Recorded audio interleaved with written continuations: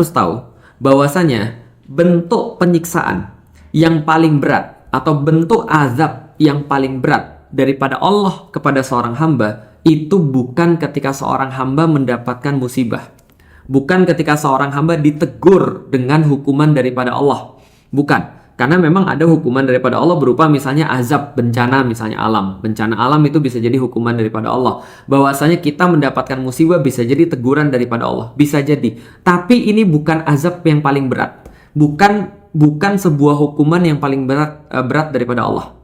Hukuman yang paling berat daripada Allah disepakati oleh para ulama adalah hamba itu dicuekin oleh Allah.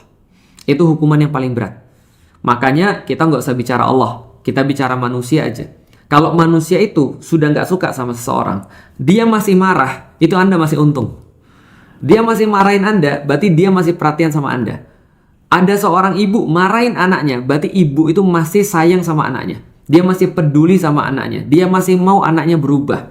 Ketika seseorang itu masih komen, masih dia kemudian menunjukkan bahwa dia tuh nggak suka, masih mau untuk ngomel, masih mau untuk marah, Anda beruntung, berarti Anda masih ada harapan. Berarti Anda masih bagus. Nah, itu ketika Anda masih dimarahin.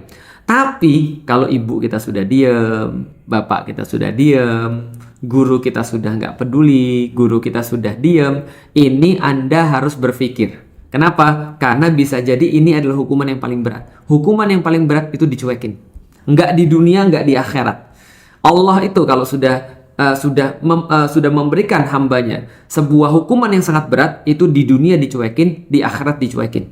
Nggak diperhatiin sama sekali.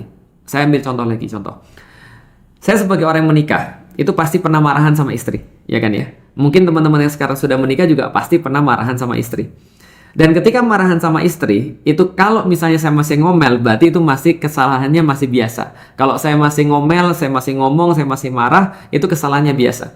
Tapi kalau seandainya saya sudah marahnya agak serius, itu biasanya Ummu Alil akan bilang begini, Abi, lihat Umi dong, gitu kan ya. Terus saya, apakah mau saya ngelihat dia? Nggak mau lah. Nah, kenapa orang lagi marah? Itu kan ya. Orang yang lagi marah itu tandanya adalah dia nggak mau ngeliat wajah orang yang dia marah sama dia itu. Dia nggak mau, dia akan nggak mau saya. Itu kan dia, saya nggak mau lihat. Kenapa? Karena saya lagi marah, saya lagi nggak ridho, gitu maksudnya. Jadi kalau saya masih mau ngelihat wajahnya Ummu Alila, dia tahu bahwa saya nggak marah serius. Tapi kalau mungkin saya marahnya udah mulai serius, saya nggak mau lihat wajahnya. Jadi Ummu Alila, lihat dong wajah. Nggak, belum. Kenapa? Karena saya belum ridho. Karena kita nggak akan mau menghadapkan wajah